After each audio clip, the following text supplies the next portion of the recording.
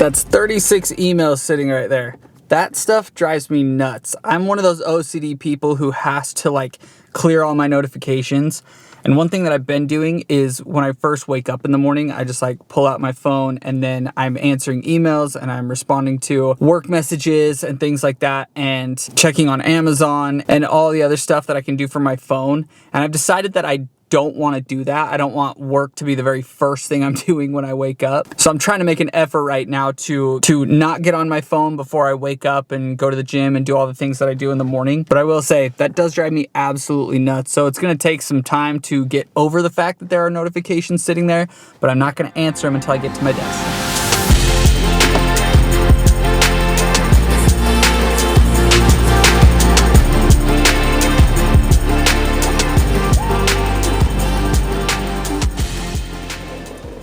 Okay, so you guys want to know something that kind of sucked? So I had a huge failing round of inventory that has kind of taken my business a couple steps back. A couple months ago, I was really fired up just trying to launch brand after brand and really excited about all these different things that I wanted to do. And the problem with me sometimes is I get a little bit overzealous and I try to do way too many things at once. This was definitely one of those situations. I already have so much that I'm focusing on. I felt like I was starting to pull myself in way too many different directions. And because of that, I wasn't doing everything to the best of my ability. I was getting too stressed in different situations, so I would just do enough in this department and then do just enough in this department to get it passed. But the problem is when I do that, none of that stuff is my best work, and so I don't think it's gonna succeed. Long story short, I had a round of inventory of these hats that I was trying to sell come in, and they're all too big. There's like 300 of these hats and they're all the wrong size. Basically, it's just going to be chalked up as a huge loss. But if there's anything I learned throughout all that, it's that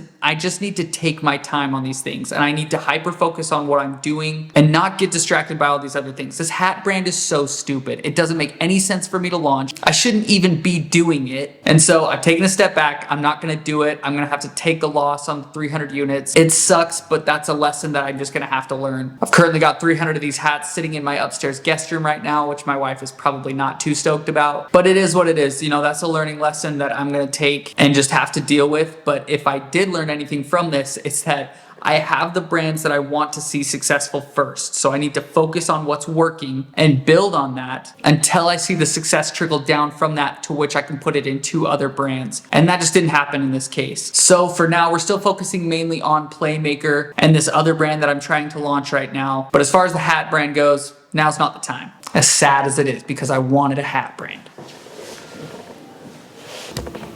Okay, Cal, tell us a little bit about Playmaker.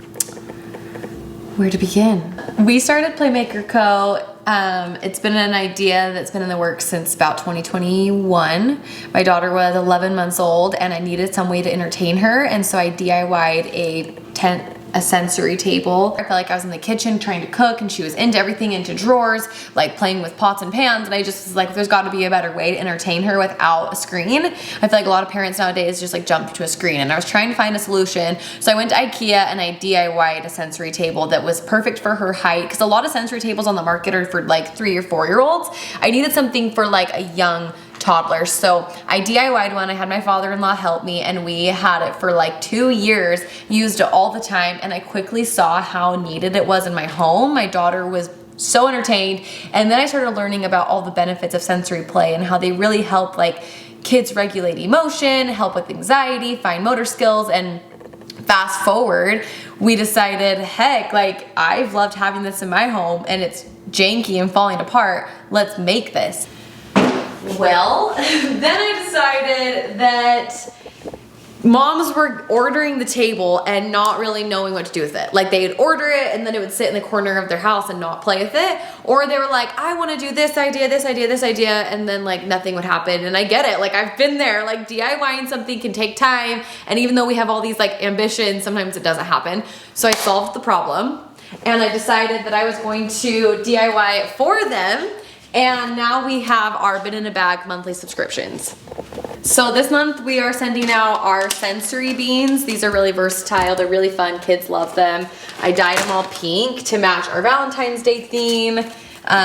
They're getting some hearts that are all laminated, and it's like a counting activity. So every bin gets the sensory material, like an accessory to go with the sensory material, and then they get a printable, like a little learning activity, and then of course our little insert, and yeah, $19.99. I think we calculated it, and Cal's money that she was making per hour it ended up being like $5 an hour or something. Less than that. Yeah, because it ended up being actually negative for all the extra work that she ended up putting into it. But what is it doing? Everyone that got a subscription kit, just know that it was a labor of love. It's to build the brand. Yeah, right? I don't regret it.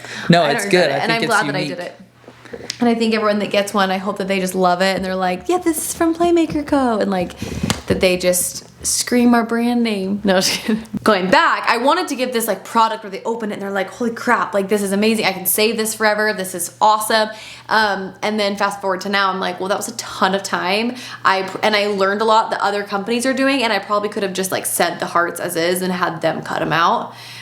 Or just sent them a PDF and had them downloaded it and printed it. But I didn't, I just felt like that was too much. Like to be like, okay, you need to print this and cut it out. Like I know busy moms, and we don't have time for crap like that. So then I was like, I'll do it for them. But next time I'm just gonna print them all out, put them in like a bag, and then let them cut them out. So I learned a lot. Smart. Going into 2024, I really only had one main goal, and that was to focus. I need to scale down, and I just need to focus on what's working and what I can build. I am so excited about the growth of Seller 360 this year. We have big things planned, and I'm excited for you guys to see what we've been working on over the next couple weeks. I'm excited about my brands. I'm excited to continue to work in Amazon, to continue to get better at it, and to continue to work in an industry that I genuinely love.